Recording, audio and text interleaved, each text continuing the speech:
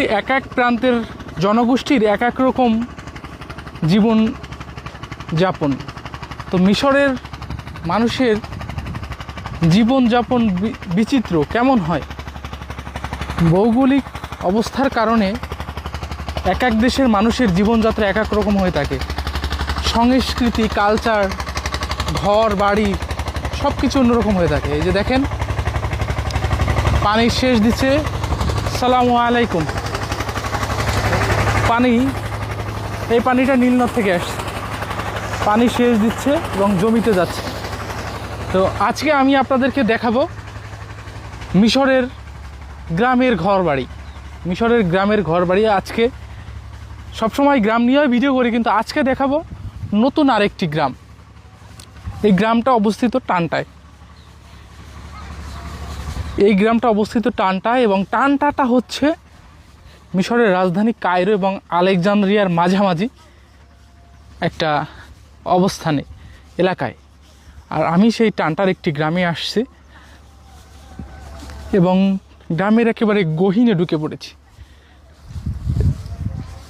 এই গ্রামের এখানকার মানুষের জীবনের আয়ের উৎস হচ্ছে কৃষি, এবং ঘরবাড়ি দেখলেই বুঝতে পারবেন প্রতিটি পরিবারের কৃষির কাজের স্পর্শ। এখানে একটি গাধা বাঁধা আছে, এখানে ঘর বাড়ি সব কিছুই দেখতে পারবেন কৃষির সঙ্গে এদের সংস্পর্শ। ওখানে কৃষি কাজ করছে, কেউ মহিষে পানি দিচ্ছে, কেউ গাধাকে ঘাস দিচ্ছে, কেউ মহিষের জন্য ঘাস কাটছে, কেউ চাষ করছে, কেউ গোবর দিচ্ছে। প্রতিটা মানুষই পরিবার কৃষির সঙ্গে জড়িত। আমলে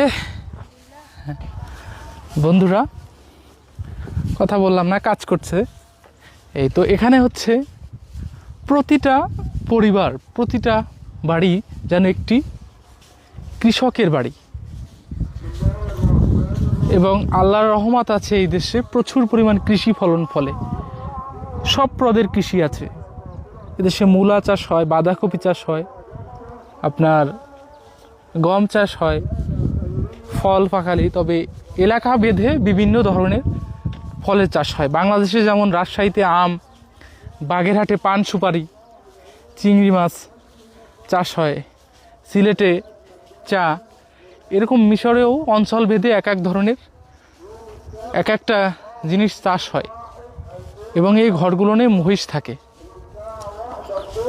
গাধা থাকে, এবং সুন্দর করে ঘরগুলো ইট দিয়ে দেওয়া থাকে। রাত্রে অনেকে চুরি হয়ে যায় পশু, যে কারণে একটু বেড়াগোড়া স্ট্রং থাকে।